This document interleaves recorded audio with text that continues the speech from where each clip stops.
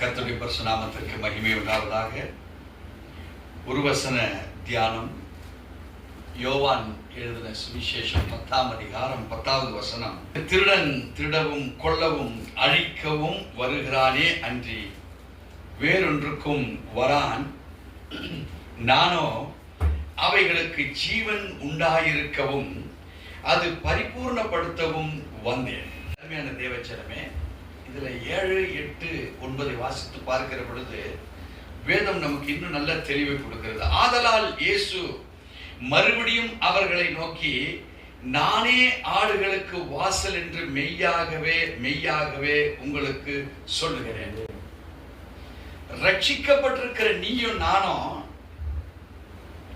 எந்த ஸ்தானத்துல நாம் தேவனை பார்க்கிறோம் என்பது மிக முக்கியம். ஒரு ஆடு மேய்ப்பனுடைய கண்ட்ரோல்ல இருக்கிற ஒரு ஆடு யார மேஜரா பார்க்குது? மேய்ப்பனை தான் அதனுடைய மைண்ட்ல மேஜர் ஸ்தானமா வச்சிருக்கு. வீட்டுல ஒரு குழந்தை, நீங்களும் அன்பா வளர்க்கிறீங்க, அந்த குழந்தை உங்கள்கிட்ட அன்பா இருக்கு. எத்தனை தகப்பன்மார்கள், யார் யார் எத்தனை மாமாமார் வந்தாலும் இந்த குழந்தையினுடைய அடைக்கலம் கடைசியில அந்த தாய் தகப்பன் பயிலாம் வந்து நிற்கும். மிச்சம் எல்லாரும் அப்படியாப்பா நாளைக்கு செய்யறப்பான்னு சொன்னா உங்கள்கிட்ட வந்து அடம் பிடிக்கும். எதுக்கு அடம் பிடிக்கும்? எனக்கு உடனே வேணும். மிச்சம் சொன்னா கேட்டுப்பாங்க, அப்பா நாளைக்கு வாங்கி தரப்பா. அப்படியே அங்கிள், சரி அங்கிள். ஆனா அப்பா கிட்ட இங்க கேட்ட மாதிரி அங்க இருக்காது, ஒரு பிடி மேல. இப்ப ஆண்டவர் சொல்லுகிறார், திருடன் திருடவும் கொல்லவும் அழிக்கவுமே வருகிறானே அன்றி வேறொன்றுக்கும் வரான். பாருங்க, ஒரு நெகட்டிவ், ஒரு ப்ராசஸ், ஒரு கெடுதல், அது எவ்வளவு பவர்ஃபுல்லா அந்த வார்த்தை இருக்கு. வேறொன்றுக்கும் அவன் வரான். வேதம் சொல்லுது, அவன் உன்னை அழிக்கிறதுக்கு வரான். உங்க வீட்டுல ஒரு சண்டையை உண்டு பண்றதுக்கு வரான், உங்களுக்குள்ள பிரச்சனையை உண்டு பண்றதுக்கு வரான், முன்னேற்றங்களை தடை பண்ணுவதற்கு வரான். வேறு ஒன்றுக்கும் அவன் வரான் என்று வேதம் தெளிவா ஸ்ட்ராங்கா சொல்லுது.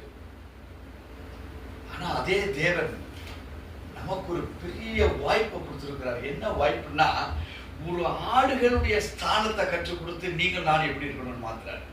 இங்க வேதம் சொல்லுது, ஆதலால் இயேசு மறுபடியும் அவர்களை நோக்கி, நானே ஆடுகளுக்கு வாசல் என்று மெய்யாகவே மெய்யாகவே உங்களுக்கு சொல்லுகிறேன்.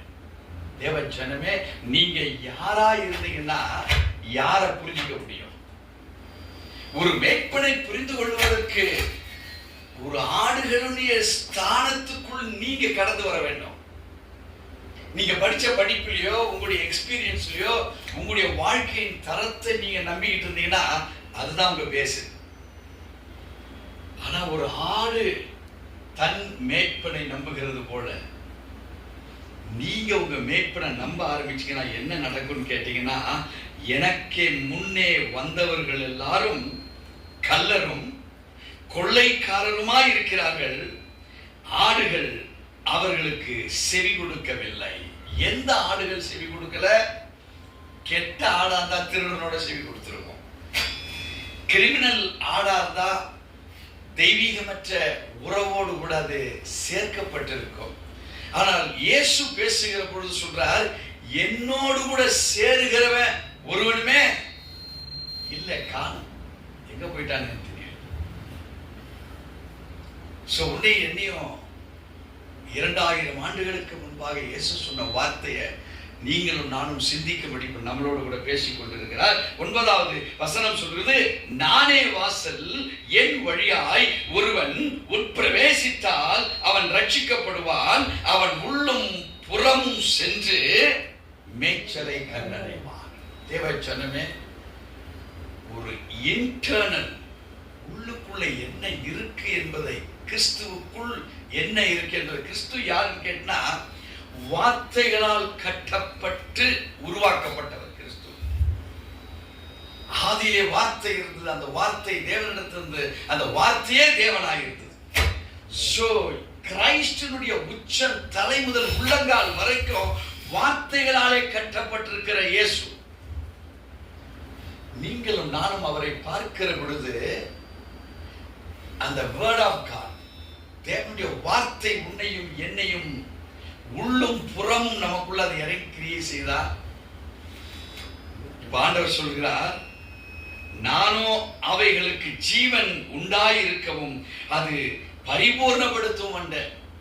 எதுக்காக ஜீசஸ் வந்தாரா? அதை பரிபூர்ணப்படுத்துவதற்கு. நம்ம அநேகருடைய வாழ்க்கை பரிபூர்ணத்துக்கு நேரா போகல. ஏன்னா அவர் சொன்ன தமிழ்ல நானும் அவைகளுக்கு ஜீவனை கொடுக்க வந்தேன் போட்டிருக்கு. இது கிரேக்கத்துல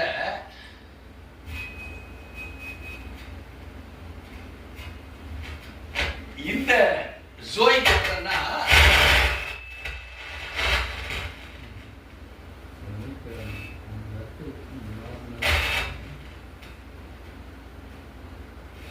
இது தமிழ் பைபிள்ல இப்படி போட்டிருக்கு.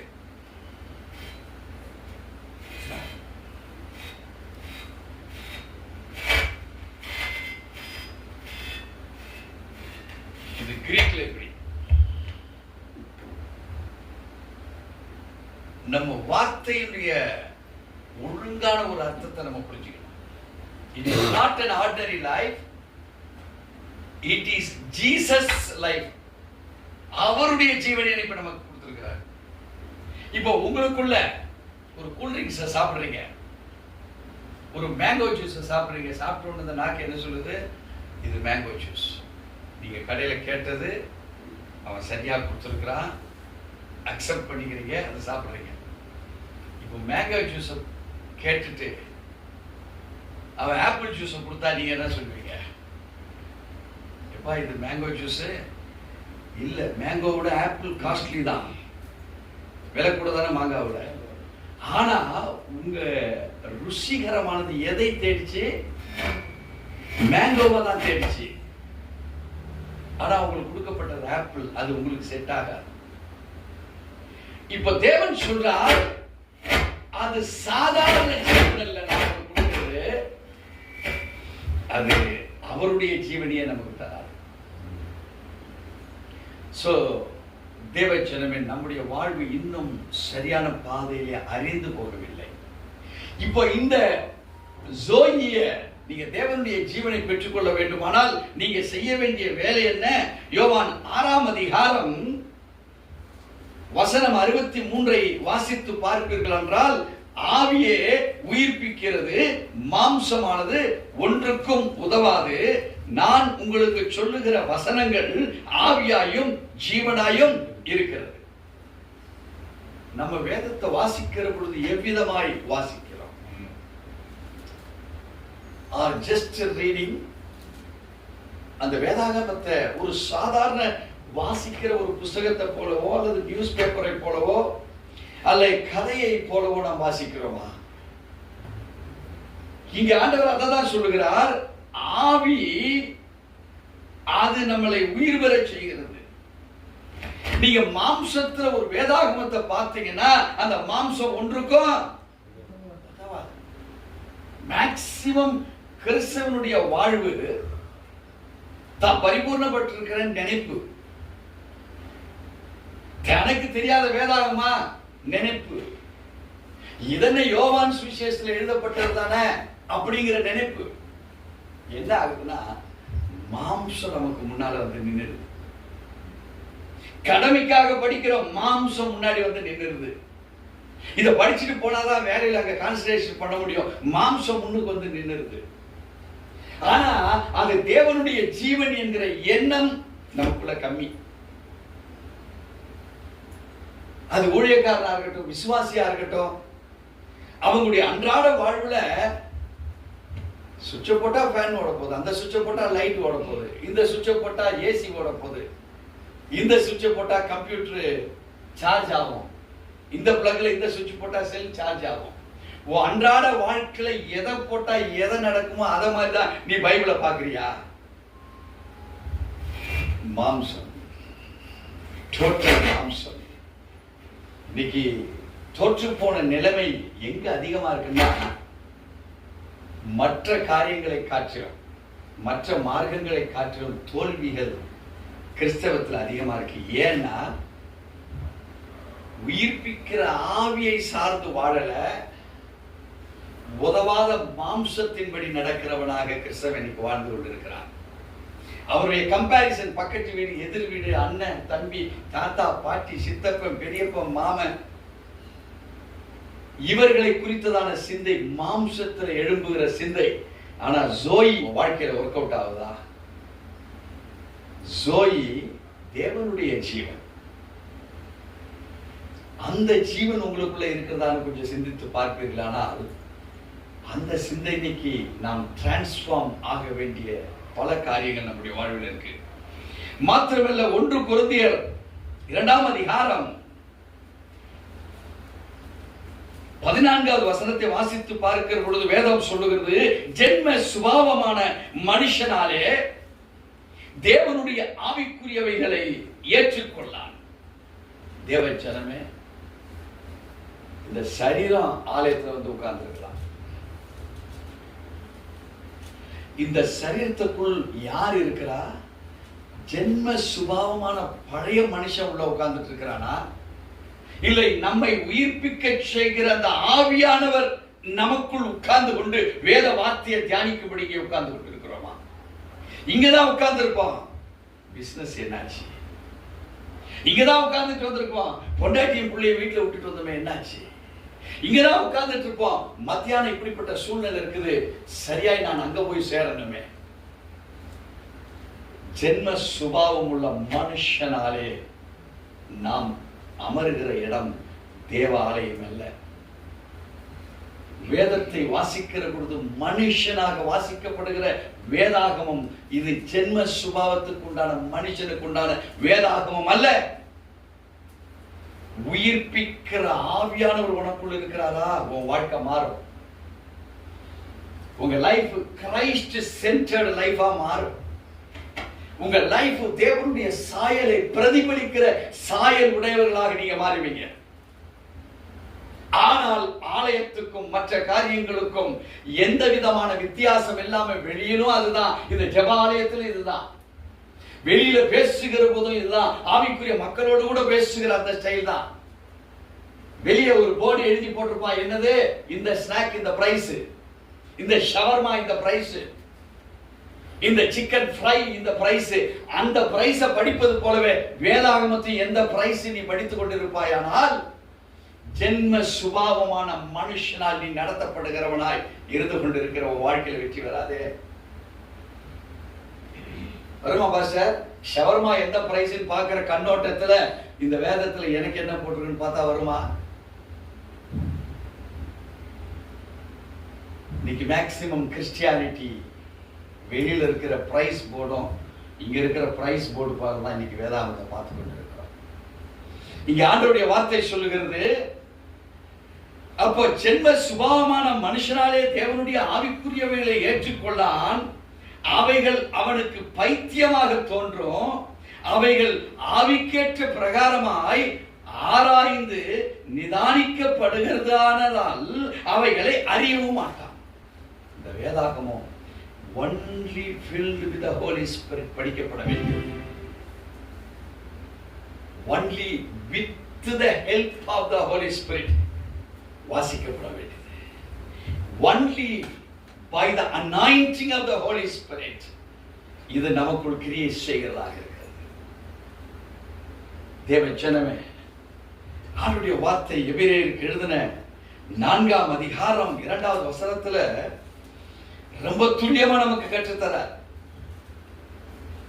எபிரேயருக்கு எழுதின நிருபம் 4ஆம் அதிகாரம் 2வது வசனம் இப்படி சொல்லுகிறது, ஏனெனில் சுவிசேஷம் அவர்களுக்கு அறிவித்த பொழுது, நமக்கும் அறிவிக்கப்பட்ட பொழுது கேட்கிறவர்கள் விசுவாசம் இல்லாமல் கேட்டபடியினால் அவர்கள் கேட்ட வசனம் அவர்களுக்கு பிரயோஜனப்படவில்லை.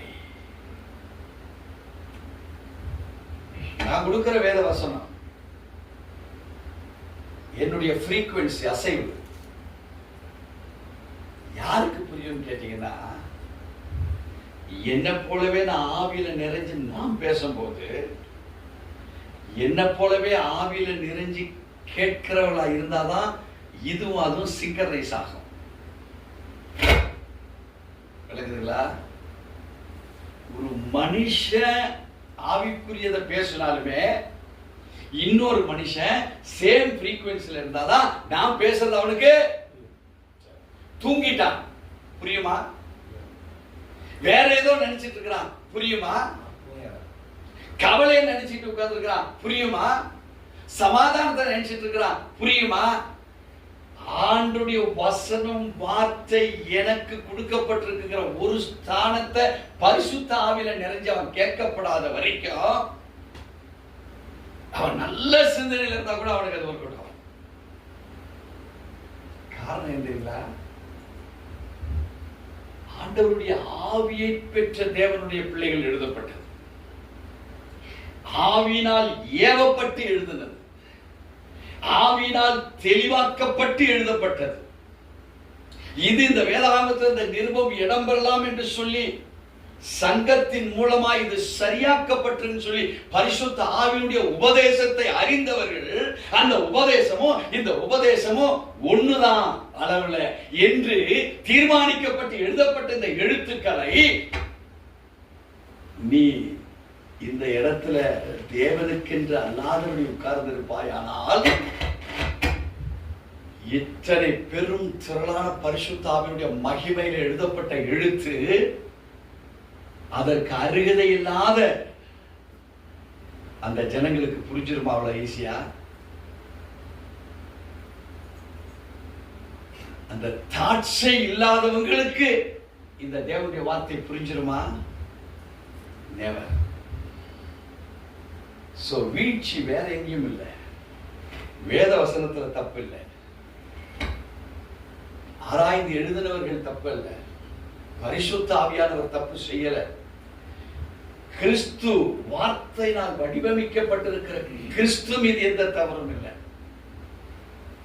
ஆறறிவை குறித்து, ஞானத்தை கொடுத்து, புத்தியை கொடுத்து, அன்பை கொடுத்து நடத்துகிற தேவன் நம்மை எப்படி சிந்திச்சு உன்னை தேர்ந்தெடுத்திருக்கிறார் இன்னும் தெரியாததுனால நம்ம வாழ்க்கையில் இன்னும் வேதாகமம் உள்ளே 100க்கு 100 கிரியை செய்ய முடியல. தேவச்சனமே ரொம்ப தெளிவா எபிரேயருக்கு எழுதும் போது எழுதுறாரு பவுல், ரொம்ப ரொம்ப ரொம்ப தெளிவு. ஏனெனில் சுவிசேஷம் அவர்களுக்கு அறிவிக்கப்பட்டது போல நமக்கும் அறிவிக்கப்பட்டது, கேட்கிறவர்கள் விசுவாசம் இல்லாமல் கேட்டபடியினால். ஏன்னா ஆவியில இல்ல, தேவரின் ஃபிளஷ், மாம்சத்திலிருந்து செயல்படுறவன்.